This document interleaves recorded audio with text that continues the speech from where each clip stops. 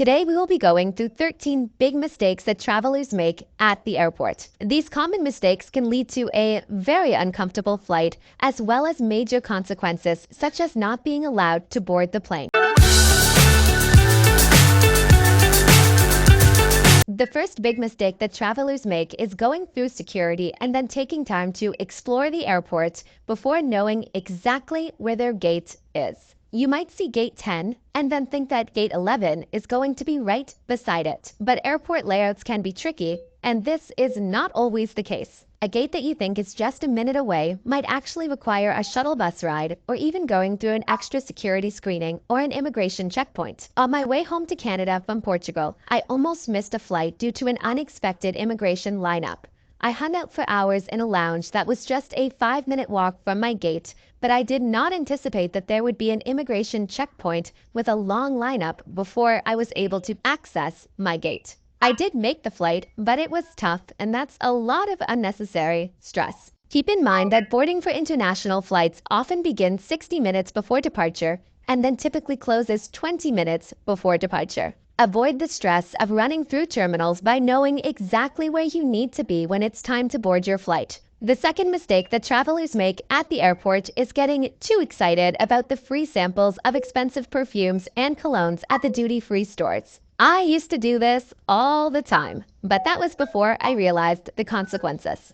Some scents are extremely potent, and just one spritz can make the flight uncomfortable, not just for you, but for others around you, especially if they have allergies. I once had an allergic reaction on a plane and ended up with hives all down my neck and across my chest simply because someone had a little bit too much cologne on, or perhaps it could have been due to the passenger before me that had their perfume or cologne residue on the seat that I was in. And you might just want to avoid the duty-free stores altogether, since another thing to avoid pre-flight is impulse buying travel accessories at the airport. Airport stands filled with neck pillows and other gadgets can be tempting, especially if you're gearing up for a long flight.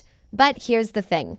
These items are usually marked up significantly, and there's a good chance that you won't use that last-minute purchase as much as you think. Many travelers, including myself, that have ever impulse bought a last-minute travel accessory at the airport realize pretty quickly that they don't actually need them, and then you end up lugging this new accessory around with you for the rest of your trip. Many major airlines also have adjustable headrests that do a great job at supporting your head while you sleep, so I would never recommend buying or even bringing a neck pillow. While waiting for your flight to board, another big airport mistake would be heading to one of the airport spas for a cosmetic treatment. While a quick manicure or a wax might seem like a good idea before your vacation, the quality of services at airport spas can vary, and they may not use the same high-quality ingredients that you are accustomed to. A manicure done at the airport could look great initially, but it might not last, leaving you with chipped nails and no easy way to fix them since you don't have the polish that was used.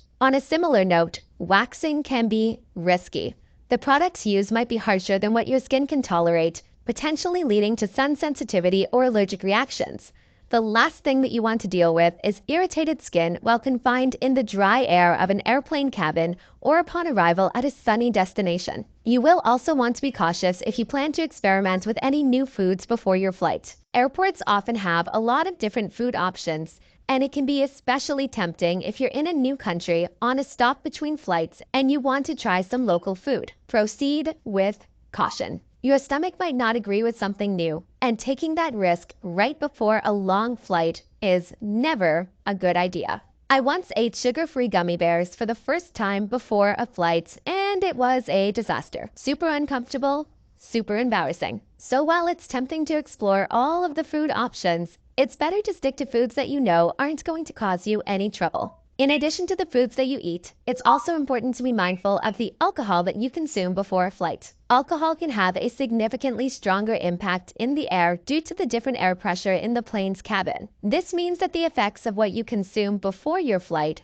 could be much more intense than what you would expect once you get up in the air. It's a similar situation with caffeine, which can also affect you differently at higher altitudes. It's also good to know that if an airline staff member thinks you've had one too many drinks, they might not even let you board the flight. I've personally been surprised by how much a single glass of wine affects me when I'm up in the air during a flight as opposed to when I'm on the ground. I would be curious to know down in the comments if you have had a similar experience.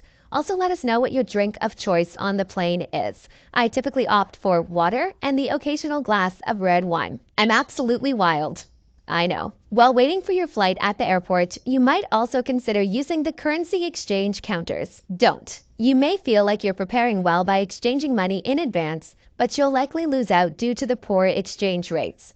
A more efficient alternative is to withdraw local currency from an ATM once you arrive at your destination using your debit card. There is still a fee involved when you use an ATM, but it's generally much lower than what you would see at an airport exchange counter. The next thing to never do when waiting for your flight would be to connect to the free airport Wi-Fi, at least not without first protecting your device with a VPN. It's tempting to use the airport's Wi-Fi, whether it's to pass time or to download shows on Netflix for your flight. However, it's much safer to download necessary content before you reach the airport or to use your own data plan instead of the public Wi-Fi. Public Wi-Fi networks, especially at airports, are often targeted by hackers looking to access sensitive information like passwords and credit card numbers. If you must connect to the airport Wi-Fi, a safe way to do this is by using a VPN on your device, which is going to encrypt your online activity and keep your personal information safe. Boarding your flight with a fully charged device is essential, not just for in-flight entertainment, but also for practical reasons post-flight. Upon arrival, you might need to show booking confirmations and other travel details at immigration, and these details are often stored in your email and accessible on your phone. Many airlines, including Delta, also allow passengers to use messaging apps like WhatsApp and Facebook Messenger free of charge during the flight. This is a great way to stay connected without paying for a Wi-Fi package, but it's only going to be useful if your device has power. The USB charging slot at your plane seat may also be out of order and is not something to rely on. And here is a little tip if you do find yourself boarding a flight with an uncharged device. As soon as you get onto the plane, check down by your feet between the seats for a power outlet.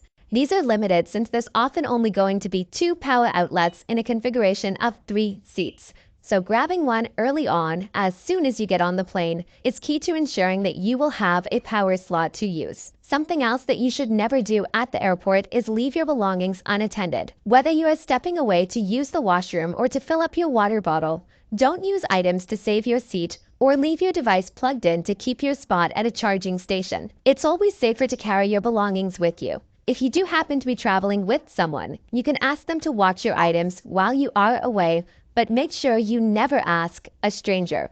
Leaving items unattended not only puts you at risk of theft, but it's also typically against airport regulations and can get you into quite a bit of trouble. You also don't want to be a seat hog, especially as the flight's departure time approaches. Each person is entitled to just one seat, and your bag, jacket, or laptop case doesn't count as a person needing its own seat. And if you start noticing other passengers wandering around in search of a seat, don't wait for someone to have to ask you to move your things, or wait for them to have to ask you to get your feet off the seat so they can sit down. Even if it is not busy, it is never okay for you to put your feet on the seat. Thank you. Deciding to wait until you get onto the plane to change into more comfortable clothes or to remove any of your makeup is another mistake that travelers make before a flight. Those airplane bathrooms are tiny and often busy, making it a hassle to change clothes and remove any makeup. So if you have dressed up a bit for the security screening or simply to look nice at the airport, consider changing into something more comfortable like sweatpants and removing your makeup before you board the flight.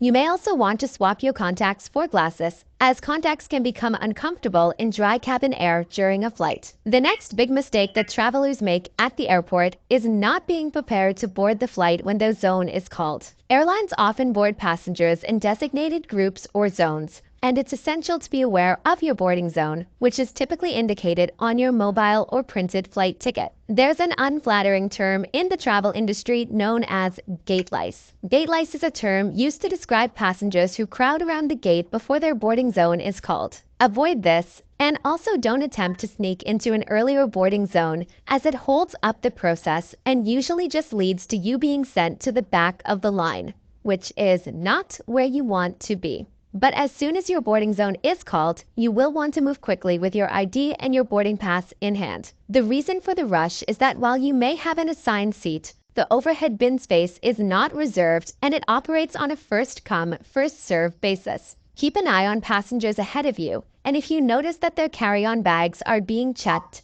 there is a good chance that yours is going to be checked as well. Airlines forcing passengers to check carry-on bags at the gate is very common since flights are full and there simply isn't enough space for every passenger's carry-on suitcase. I'll put a video on the screen now that is going to walk you through all of the airline rules regarding overhead bin space. I also share some sneaky secrets to maximize your chances of getting overhead bin space every time you fly. Don't forget to hit that subscribe button to join us back here for weekly travel tips and hacks, and I'll see you in the next video soon. Thank you so much for watching and safe travels. Bye.